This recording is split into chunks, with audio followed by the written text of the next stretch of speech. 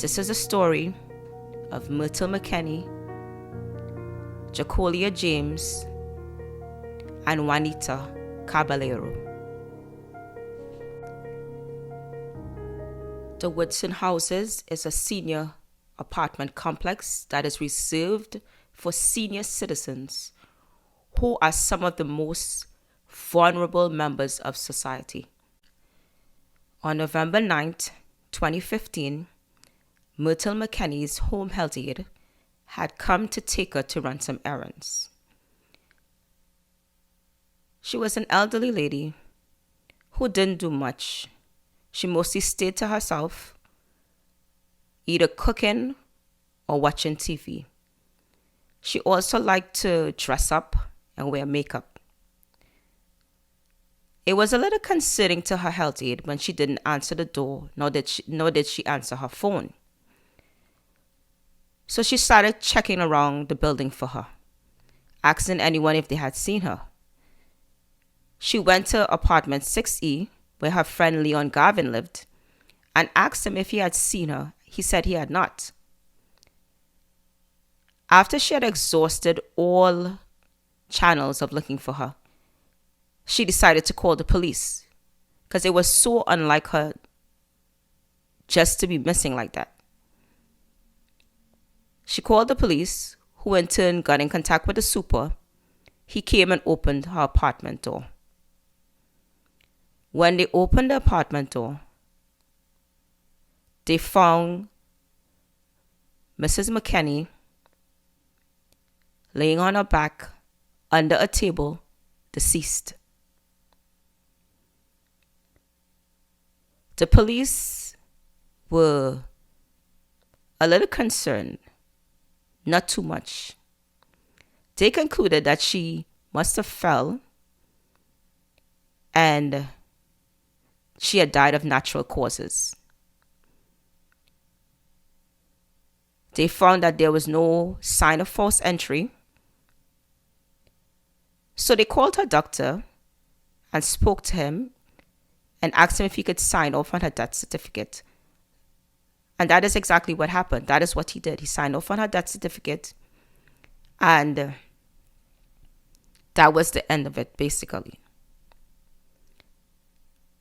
Her daughter protested, and she was like, how could she fall and end up under the table? Something is not right here. She couldn't understand what happened.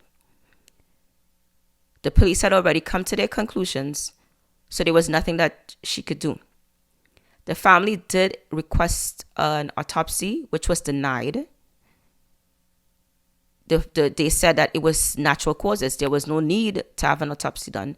And if they wanted an autopsy, the family would have to pay for it out of pocket, money that they did not have. Miss Mckinney was taken to the funeral home. While they were preparing her body for burial, the funeral director found a slit at the back of her neck.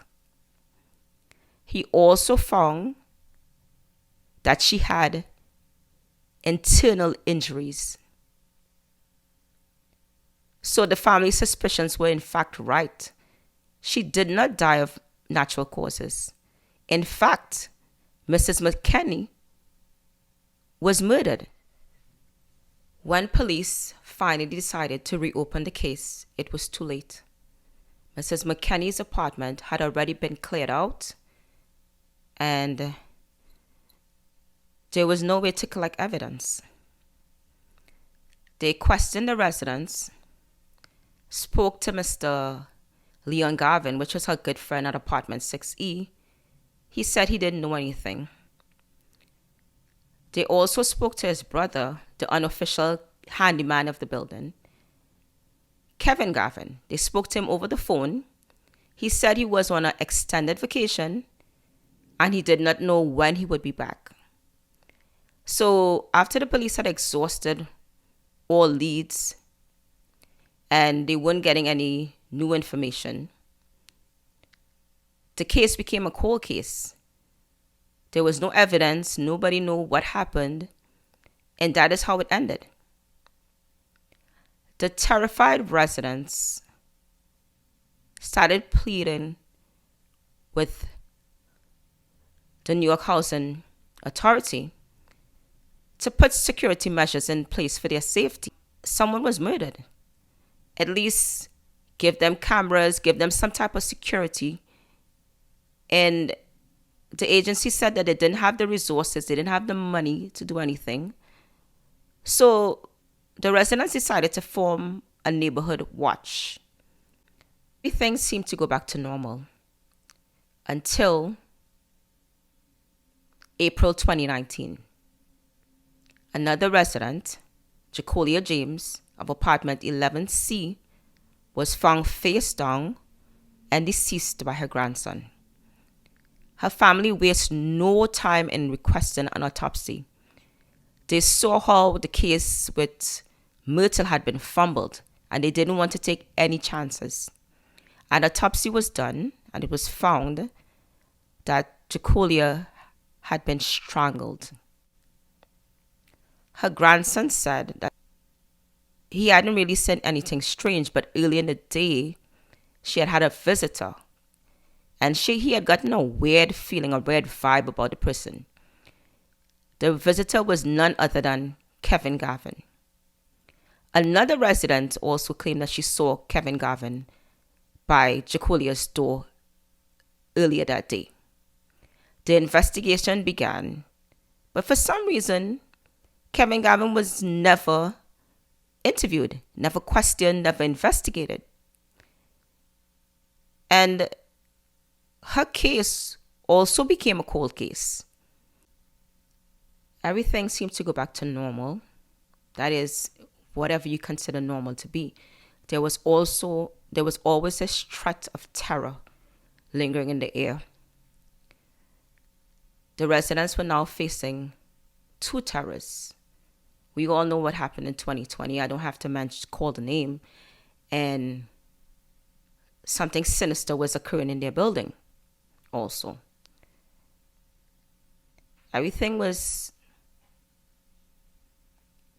moving along until January 15th, 2021, when Juanita Caballero was found with a telephone cord wrapped around her neck in her apartment. For some reason, which is weird to me, this is what caused the police to spring into action. This is what caused the police to be mobilized.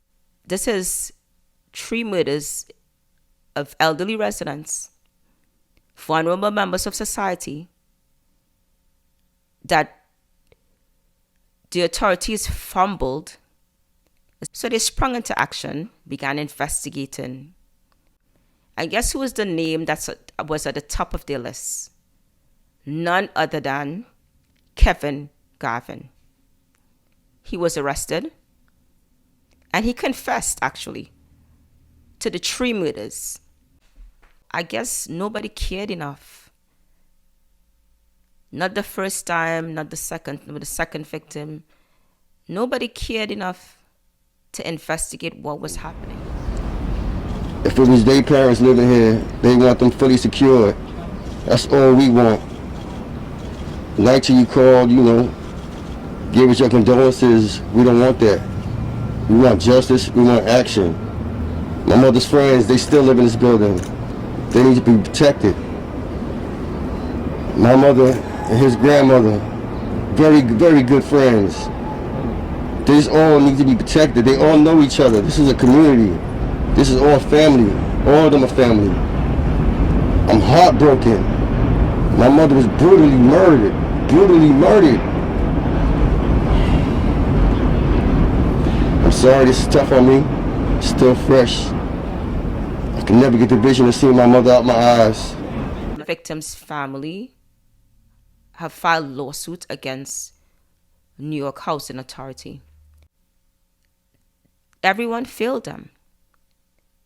No one cared enough. This is y'all problem. Y'all the ones that's supposed to be protecting my mother.